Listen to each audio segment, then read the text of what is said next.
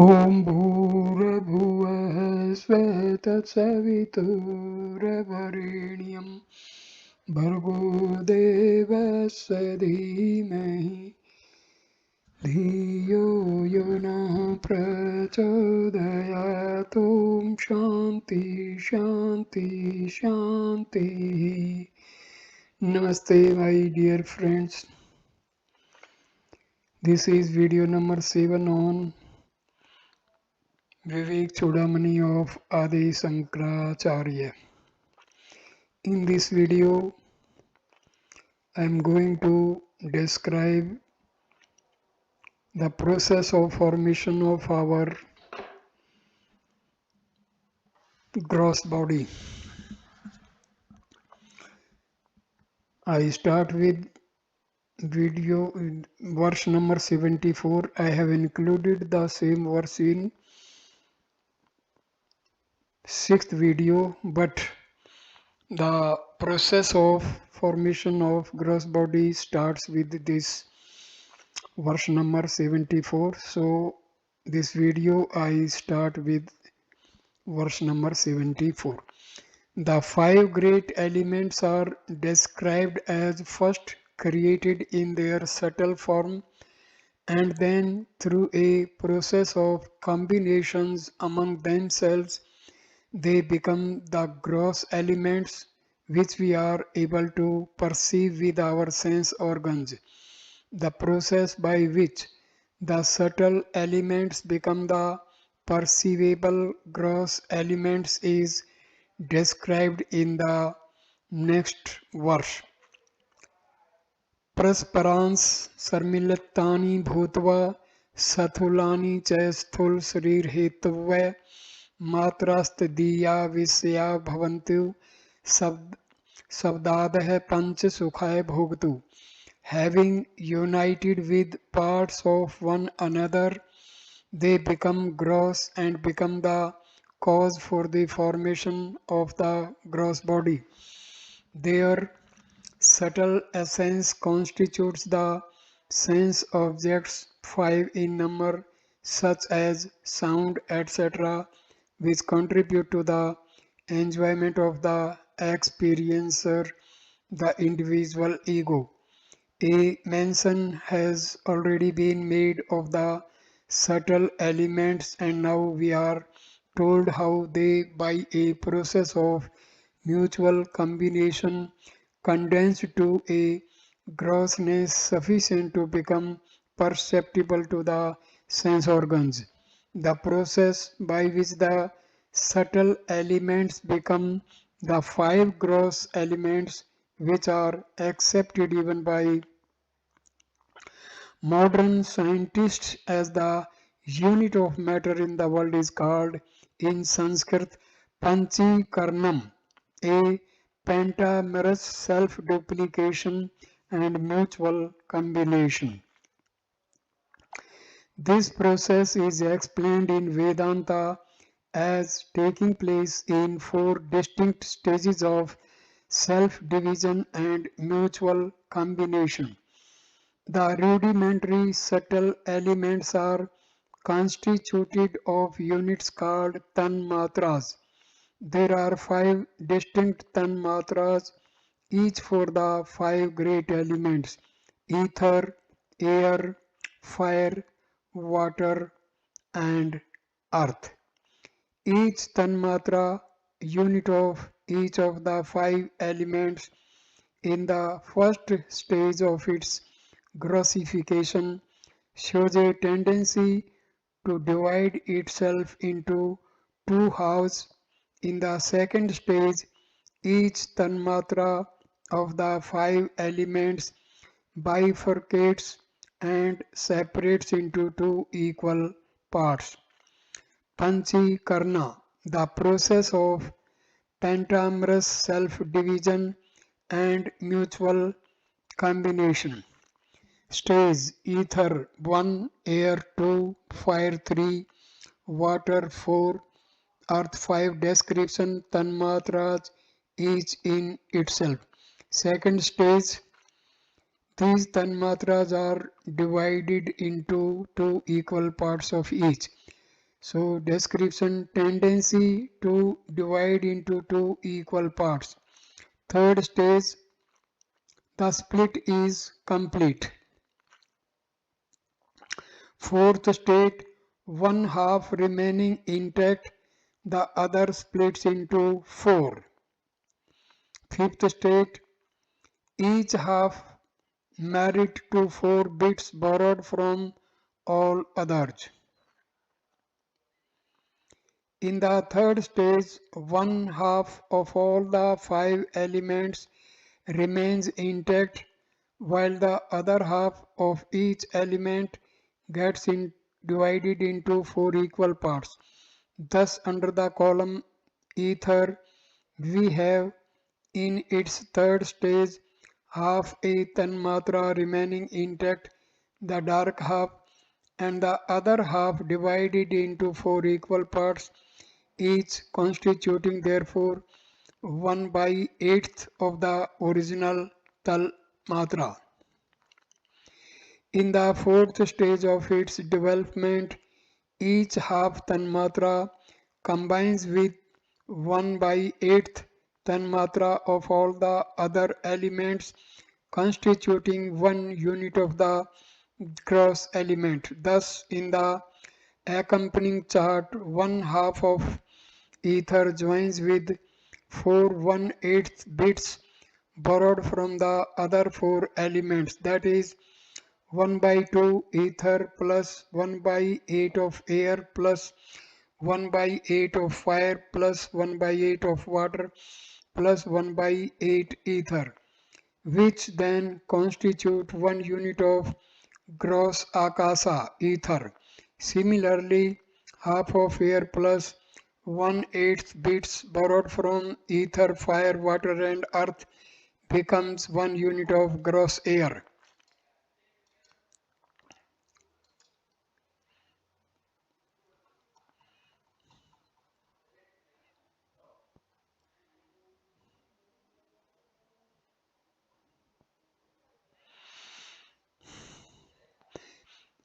Thus is the combination in each of the five elements. This process is called Panchikarna, the pentamorous self-division and combination process. Out of the gross elements, the physical body is formed, but the sense objects of sound, touch, form, taste, and smell are constituted of nothing other than the subtle tanmatras of the rudimentary elements. The gross elements provide the instrument for the enjoyment of the subtle elements. All these arrangements are made so that the ego center may experience a life of happiness or misery as directed by the storehouse of his vasanas. The enjoyer or sufferer ego is the self conditioned by the mind and the intellect. This conditioning can never bring about any real bondage to the self, just as any harm done to my reflection in the mirror can never harm me. Stanza number 75. Ye esu mudha visyesu baddha rago rupashen sudurdharmen ayanti niryantadhya urdhav muchai saukaram duten javenitaha. Those thoughtless ones who are bound to these sense objects by the stout ropes of attachment, so very difficult to cut, as under come and go, up and down, carried by the compelling force of the enjoy of the reactions of their own past actions. We know that the sense objects are innocent tanmatras which in another form become the sense organs and the gross body. Steam cannot bind water, both being but the same element in its subtle or gross form. A sansarin is under the persecution of sense objects because of his attachment to them. These attachments are so strong that they become almost unbreakable. Thus, bound to the gross, the ego acts out its experiences and yearns for more.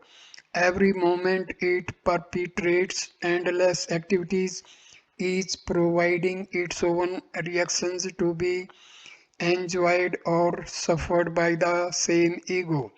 Thus, repeatedly, the same ego visits different fields of activities and in a variety of environments.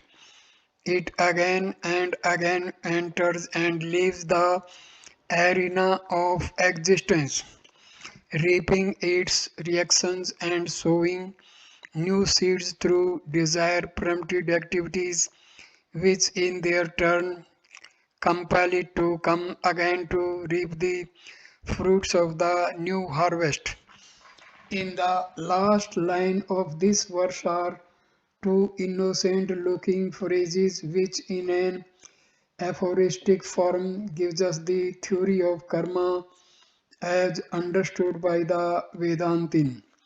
According to the Mimamsa, according to the Mimamsakas, God is the Almighty Power, omniscient and omnipotent, just and true, who distribute the fruits of actions according to the purity of motives, clarity of conscience, sincerity of application, faithfulness, and obedience to the eternal prescriptions laid down in the immortal Vedas. But according to Vedanta, much more intellectually satisfying is the theory that the reaction of an action is not anything different from the action itself.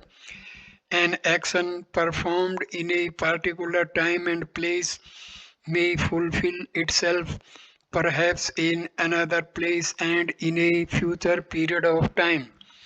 A bud fulfills itself in its fruit, and there is no need for a supreme power's intervention for the petals to fall off and the fruit to mature.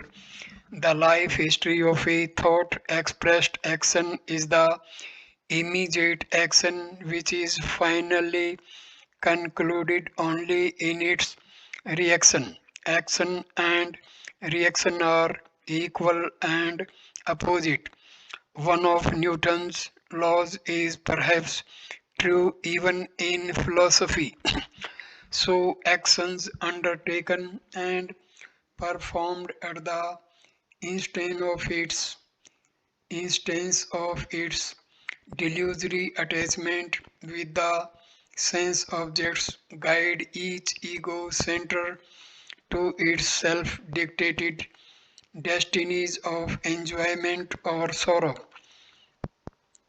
Thought by thought, wading through actions, the ego orders for itself a future world wherein it can enjoy its demand, be it the life of a pig or the life of a godman.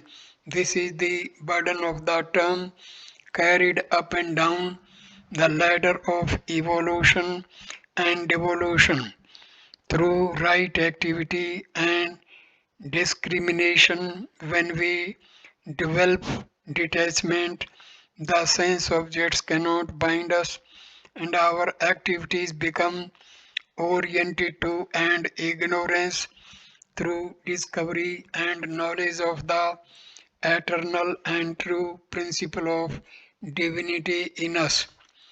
In Vedanta Shastra, the possible worms for taking birth from fall under two distinct groups, the higher and the lower. In the higher yonis, we are born only to enjoy the ethereal sense objects which can provide through the necessary instruments of perception and enjoyment a greater share of finite joys for a longer period of existence. This is called the experience of heaven. The other type is called the lower yonis, which comprise existence in the form of animals and birds, plants and trees. These lower forms introduce us to a plane of consciousness wherein the individual egos, with their different degrees of dullness, come to experience an immense amount of concentrated sorrow. These two groups exhaust all possible future births and are indicated by the term carried up and down.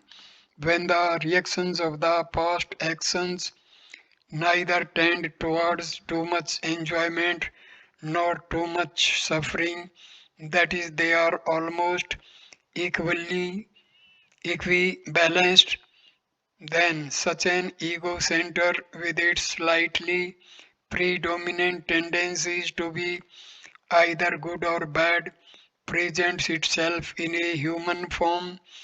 Every man in his lifetime has occasions to smile and to sob, to enjoy success and to suffer failures, but he is also provided with a discriminative intellect with which he can distinguish between the real and the unreal. In this world, neither are we dead drunk with happiness nor fully drowned in sorrow.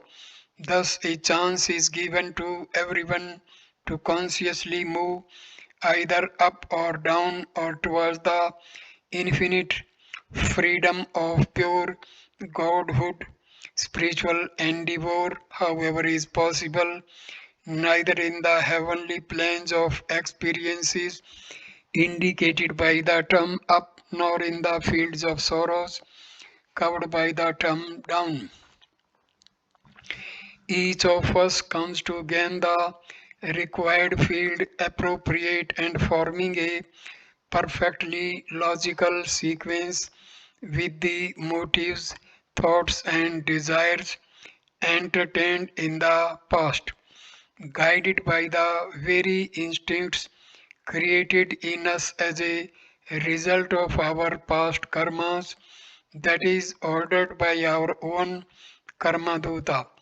We reach our destinations sought by ourselves. They are nothing but frozen past intentions now beginning to thaw. Stanza number 76.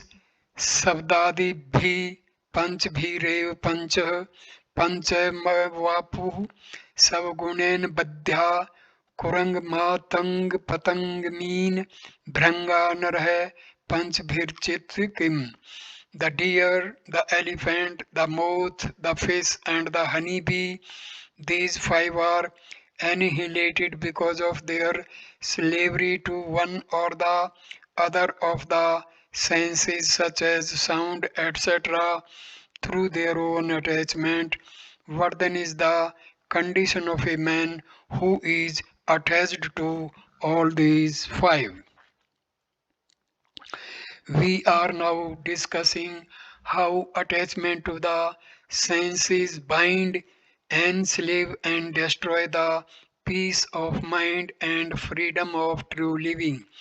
At this moment, Sankara is very appropriately reminded of the various examples provided by nature where certain species meet their death due to extreme attachment to one or the other of the five senses. These examples clearly show that Sankara was not living in the state of a Ganges stone samadhi. He was very much alive to the world of beauties and thrills, the world of incidents and happenings around him. The deer is always fascinated by melodious sound, and the deer hunter sings to charm the deer. Attracted by the melody of sound, the deer has no awareness of the danger it is in and turns in the direction of the music. The hunter soon makes it his target. The elephants, especially in the mating season, become extremely attached to the sense of touch, rubbing against each other and walking without caution. They fall into the pits got ready to catch them. The moth is enchanted by form and attracted by the brilliance of the flame. It flutters towards it with an agonizing impatience and gets burnt.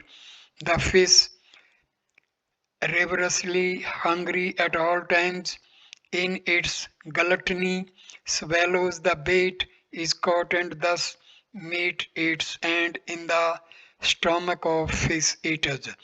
The poor honey bee, attracted by the fragrant smell of flowers, pursues its industrious vocation, collects honey from the flowers, and hoards it in its hive until at last heartless man sets fire to the hive in order to loot the honey wealth of the bee. The San- Thus, Sankara gives us five typical examples wherein each has met its doom because of its attachment to one or the other of the five senses. Most dramatic it becomes when Sankara concludes with the exclamation, "What then is in store for man who is attached to all these five?" When a man of ignorance, having neither discrimination nor detachment, vulgarly runs after sense objects for his temporary nerve ticklings, he becomes a sad victim of his delusion and meets a calamitous end, for he has allowed himself to be bound by the five strong ropes.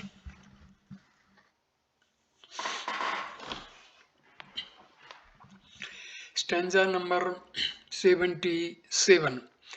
Dosein तीव्रो विषय कृष्ण स्रप विषादपि विषम निहंति भोक्तारम दृष्टारम चक्षु चक्षुषापयम. Sense objects are even more venomous in their tragic effects than cobra poison. Poison is fatal to one who swallows it, but the sense objects kill him who even looks at them with his eyes. At this juncture, Sankara discusses how dangerous it is for a seeker to be attached to the enjoyment of sense objects. He has already told us how tragic is the end of those living beings who have but a single sense appetite. In order to emphasize the virulence of sense poison, Sankara gives yet another verse which is very famous inasmuch as we often hear it being quoted from all pulpits. Explaining the dangerous intensity of this poison, the Acharya compares it with the venom of cobra. If there is some distance between a cobra and an individual, the poison in the cobra cannot affect him. Nobody is known to have died of poison because he merely saw a cobra in a zoo. The venom can be fatal to a person only when he is bitten by a cobra. Compared with this, sense objects are more virulent because they can annihilate the individual who just looks at them.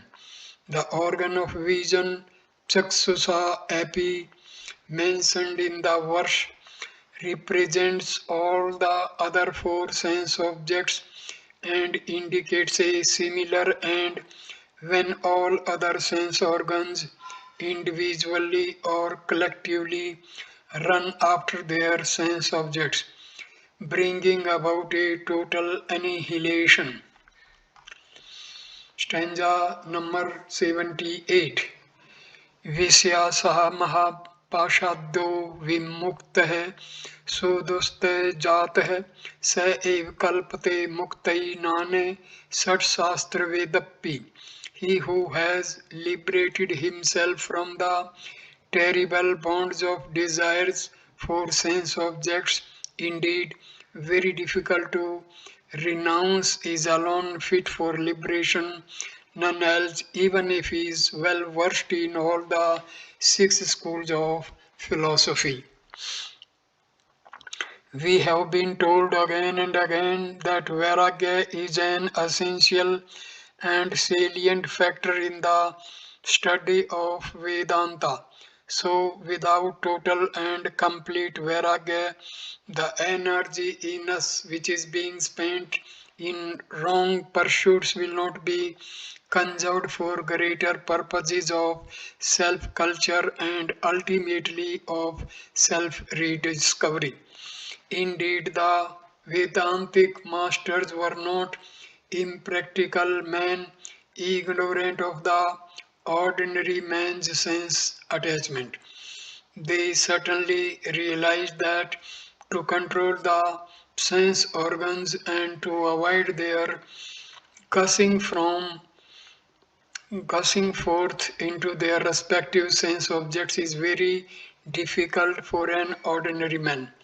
And yet, where Viveka has come, Vairagya is natural, and he who has gained a certain amount of freedom from the charms of sense objects is fit for liberation.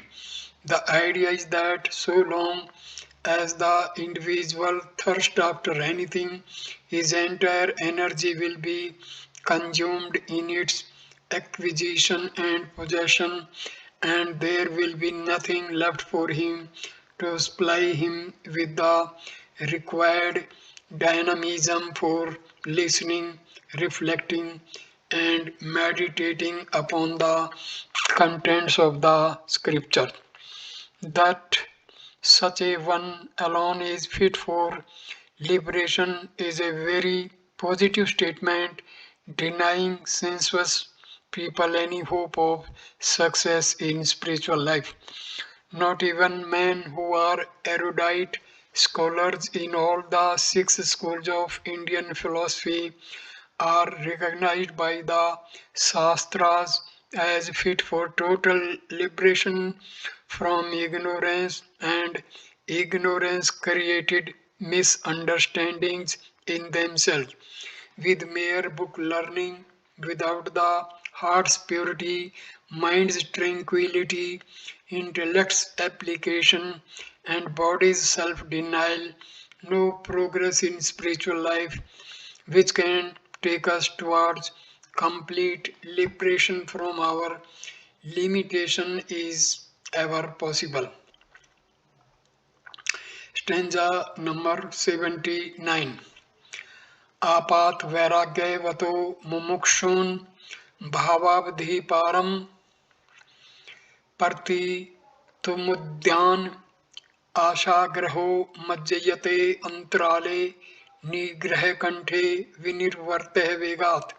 Those who have only an apparent dispassion and are trying to cross the ocean of change are caught by their throats by the shark of desire which violently dragging them along drowns them in the middle of the ocean.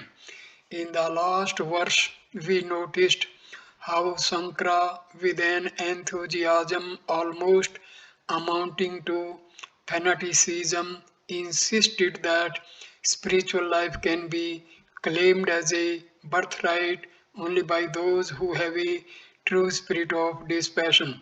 Here, the Acharya warns us that false vairagya cannot sustain us for long.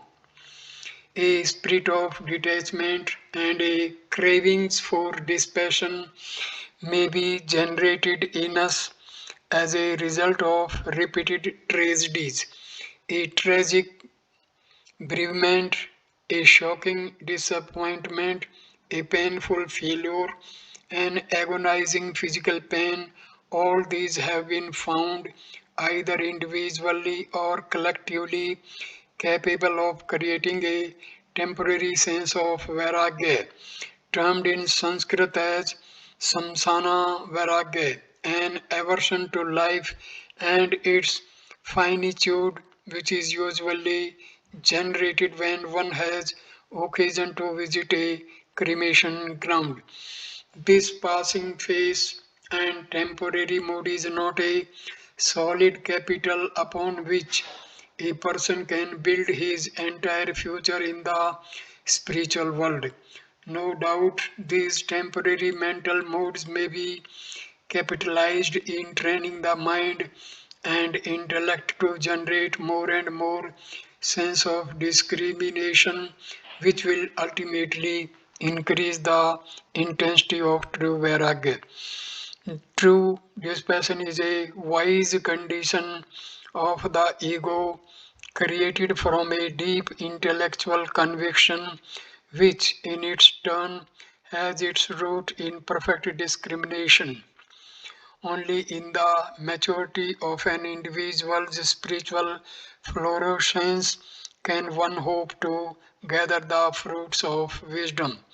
False vairagya has ruined more men than even atheism has ever done. Hundreds and thousands of indiscriminate people in almost all the religions of the world reach the sanctuaries of their respective monasteries. In the long run, however, they discover that they are not fit for a life of a total renunciation and perfect self control. Many of them who find sufficient moral courage return to the marketplace and the world of contentions to fight for and acquire and enjoy material wealth, but many come to live a choking life of frustrations and sorrows, with neither the capacity to live the life of renunciation nor the daring to return to the world of cutthroat competition. A few, though wearing the apparel of seekers, surely live a sensuous life. They are the leprous ulcers on the world's spiritual body that contaminate the serene atmosphere and vitiate its salubrious climate. The Acharya has briefly pointed out these dangers by comparing men of insincere vairagya to those who are shipwrecked on the ocean of change, which is infested with ravenous sharks of sensuous desires. These desires jump at the throats of the poor victims and drag them down and down them midday on their pilgrimage to the beyond. Stanza number 80. Visyakhyagraho yen suviraktisina hitah स गच्छति भवम्भोदयि param pertu harvarjitah. He who has destroyed the shark called sense objects with the sword of mature dispassion crosses the ocean of sansar unobstructed. Continuing the idea, it is said here that he alone who has destroyed the shark of desire lurking in the ocean of sansar can safely cross to the other shore. In order to kill the enemy, we have no other instrument save the sword of discriminative knowledge. With Viveka alone can we end our desires. Desires can come and sabotage our happiness only when the discriminative faculties in us have, as it were, gone to sleep. So long as the pure intellect is awake, The whims and fancies of mind cannot emerge a loot and plunder the peace of the inner kingdom. Only in the darkness of the bosom, when the illuminating intellect has disappeared behind the cloud of ignorance, can the temptations and desires of the heart walk out of their hideouts to steal the wealth of peace and tranquility which the individual enjoys? Once in the grasp of these minions of the moon, the person identifying with desires gets choked and drowned in the stormy sea of plurality. To live intelligently with discriminative analysis, ever conscious of the fallacies in each thought and not getting victimized by fanciful desires, is to live in Viveka, where Viveka is steady. The desires, however strong they be, will not dare to attack. Sankara rightly says that with the sword of discrimination, the seeker must destroy the shark of desire and make his way safely across the ocean of sansar. Verse number 81. Visam vise marge gachto annach buddhe प्रतिपदभियातो मृत्युर्येष विद्धि हित सुजन गुरु त्यक्त्या गच्छते ससह युक्त्या प्रभवति फल सिद्धि सत्यम तव वृद्धि. Know that mortality soon overtakes a foolish man who walks the dangerous path of sense pleasures, whereas one who sticks to the path of divinity according to the instructions of the well-meaning and noble gurus constantly walks the path divine, helped by his own reasoning faculty. He achieves the end. Know for certain this is true. In Vedanta, meditation is the technique for gaining the final experience of self rediscovery.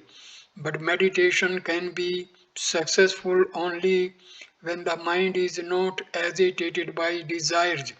In a sensuous life, one is never without some desire or the other. Thus, an individual cannot have success both in the life of meditation and in the world of sensuousness.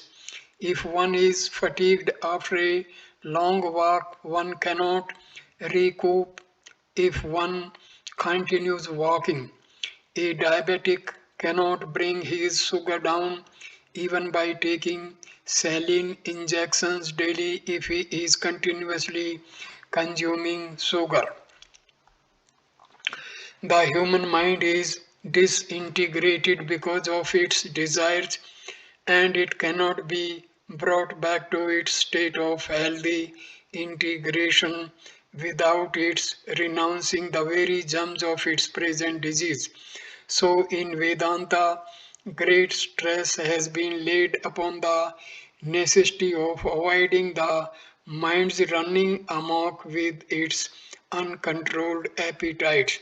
This idea is explained again in a very powerful style. Sankara crisply repeats what the rishis have been continuously saying in the pages of the scriptures, that the path of sensuousness leads straight to mortality, while the path divine leads to immortality.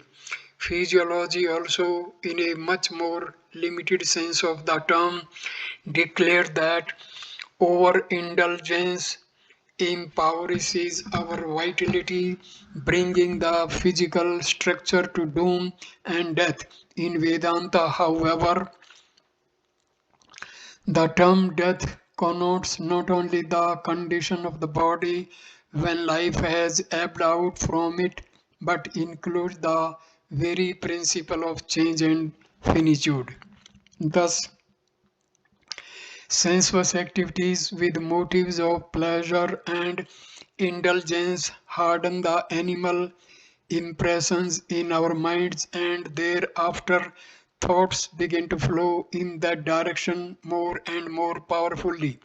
Such a stupid man becomes increasingly daring in his criminalities until at last he becomes irredeemable and slips down the ladder of evolution to be ultimately destroyed.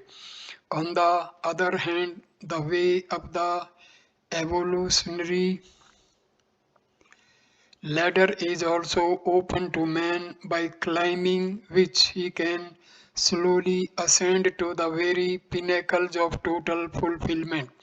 This path has been beautifully described in the third line of the verse, which insists that he must follow the instructions given by reliable guides, the gurus on the path of spirituality. The gurus must be well meaning and worthy. These epithets speak volumes of suggestions. They must be well meaning in the sense that they should not be mere gramophone records repeating what the Shastras say, but must be men so well established in their own experiences and so familiar with the path that they can interpret it to different types of students belonging to different climes and of different ages. Also, the teacher must be a worthy man. Susanna. There are many gurus all over the world who are scriptural in word but cruel in actions. Like a tape recorder, they repeat what the rishis have said, but in their daily activities they follow faithfully what the Rakshasas did. Such ones are not worthy to be guides for the true seekers on the path of God seeking. The Guru must be perfect in all his conduct. There is no excuse for him to be vulgar in any aspect of his living. Even if there be a sacred Guru and the disciples surrender unto him, this in itself cannot bear any fruit unless they are ready to actively cooperate with the teacher and cultivate for themselves the perfection indicated to them by him. Each of the disciples must, all through his contact with his Guru, bring into his field of inquiry his entire powers of reasoning, bright and intelligent, independent and original. He should not, on any score, allow himself to be overwhelmed by the master. No teacher worth the name will allow the disciple to choke his independent reasoning faculty. The best of teachers have always endeavored to cultivate a better crop of reasoning in the intellect of their disciples. A student who has turned away from the tragic path of sensuousness and has stepped onto the glorious highways of the divine, who is prepared to go forward under the guidance of a true teacher with nothing but his independent discriminative reasoning to supply him with mental agility and strength, will surely reach his goal. In order to prove the validity of these declarations, the last line ends with a powerful rejoinder, an emphatic assertion, know this to be true. Stanza number 82. Moksasya kanksha yadi vai tvasti त्यज्यादि दूरा द्वेषा विषम यथा पीयूषवत्तोदया अक्स्मार्जौ प्रशांति दांतिर्भज नित्य madrat. If you have indeed a craving for liberation, avoid sense objects from a distance. Just as you would avoid things known to be poisonous, and with respectful reverence daily cultivate the nectarine virtues, contentment, forgiveness, straightforwardness, calmness, and self control. So far, Sankara, through the Guru, was advising the seekers in Vedanta on what they should do in order to realize the self and thus end their misunderstandings and sorrows in life. He has so far insisted upon the importance of Viveka and Vairagya. Now he is slowly coming to a discussion to encourage the development of the noble qualities of the head and heart, which, as we have earlier discussed, is the third item of adjustment to be made by a student before a guaranteed success in self realization is assured to him. Having known a thing to be poisonous, however thirsty you may be, you will not be tempted to drink it. So too, however tempting the sense objects may look, an individual who seeks liberation should totally renounce the idea that they contain even a trace of potency to supply joy. By withdrawing the sense organs from their fields of activity, we conserve a tremendous amount of energy which would otherwise be wasted. If this newfound energy is not immediately harnessed to do special work, the chances are that we will spend this dynamism in mentally dreaming of sense indulgence. This brings about an ugly deformity in our personality to remain physically inert but mentally sensuous, develops a distorted personality, drained of all brilliance and beauty through suppressed desires and unseen mental dissipations. It is to avoid such dangerous consequences at the mental plane that we should have the guidance of the teacher. Fresh fields have been discovered where the energy so conserved could be used up to raise smiling crops of beauty and profit. We are told how an individual who has learned to shun sense objects must immediately take up the constructive scheme of developing the positive qualities such as contentment, compassion, forgiveness, straightforwardness, calmness, and self control. When we analyze them, we find that each one of these qualities is in itself an attitude of the mind which will not suffer even the least disturbance in itself. As we diligently practice them, necessarily will we seek and establish our identity with our fellow beings and enjoy the intimate brotherhood of man and the divine fraternity of the soul. Fascination for body criticized. Stanza number 83. Anukshanam yat prihirte kirte manadde vidyakrit bandho mokshanam देहे प्रार्थो यम मुष्य पोषणे ये सज्जते se sau manen hanti. This body is essentially an instrument for realizing the Paramatma. He who does not constantly use it for liberating himself from the bondage born of beginningless ignorance but struggles to nourish it is destroying himself.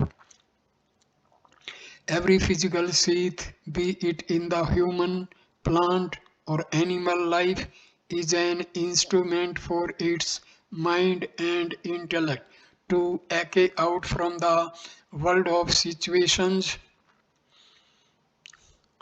a definite quota of experiences. The body provides for the time being, as it were, a locus for the mind and intellect to function from. Identifying one's self with the body because of ignorance, one may behave as if one was the doer and the enjoyer and use the physical body to its own damnation. A drunken driver identifying himself with his drunken hallucinations may use his vehicle to drive recklessly and crash into a wayside tree. The very same physical body could be made use of properly by a discriminating intellect when it serves the ego as a vehicle to take to its supreme goal. A sensible driver with his wits about him can drive his vehicle easily with speed and comfort straight to his destination. Sankara thus reminds the students that the body is not meant merely for gross activities and indulgence in sensuous enjoyments, but having experienced the imperfections of the world, it is also meant for striving hard for self redemption. Having gained this wondrous instrument, if a person does not make use of it properly, he is in effect committing suicide. The meaning of the verse pivots around the crucial word prapartha. This word can be milked to yield two different and distinct meanings, of which the nobler and more spiritual has already been discussed. From the same word, we can coax out another meaning. An object that is meant for others to enjoy is also prartha. In this sense, we get in the single term a beautiful summary of the biography of the body. In the womb, the body grew nourished by the mother's assimilated food. The body born in the world was fed by the milk of the mother, and it grew to childhood. Till its death, it is being fed from within and without with various nutritive diets and oil messages. But after death, the very same body, so laboriously tended, so carefully nourished, so lovingly fattened, becomes a substantial meal for the worms of the earth if it is lucky to be breathed deep enough. Else it becomes food for the wolves and dogs, the vultures and crows. This is a timely reminder for discriminative spiritual students to realize the futility of paying court to their bodies and living a life dedicated to the health and comforts of this disgusting bundle of matter. Stanza number 84. शरीर पोषणार्थी संयय आत्मानं दिद्रक्ष्यति ग्राहं दारोध्या धृत्वा नदीं तरतुं सयगच्छति. Whoever seeks to rediscover the self by devoting himself to the care of the body is like one who proceeds to cross a river holding on to a shark which one has mistaken for a log of wood. Sankara here strikingly brings out how dangerous and suicidal is the attempt of the individual to perfect himself through physical indulgences and enjoyments. Anxiety for the body is an expression of our identification with it. This can come only when in our delusion we have totally forgotten our essentially divine nature. ignorance and self-knowledge cannot exist at the same place and at the same time. Where the ghost is recognized, there the post is non-existent, and one who recognizes the post, to him the ghost is not available at all. Similarly, one's beloved in a dream is non-existent in the waking state.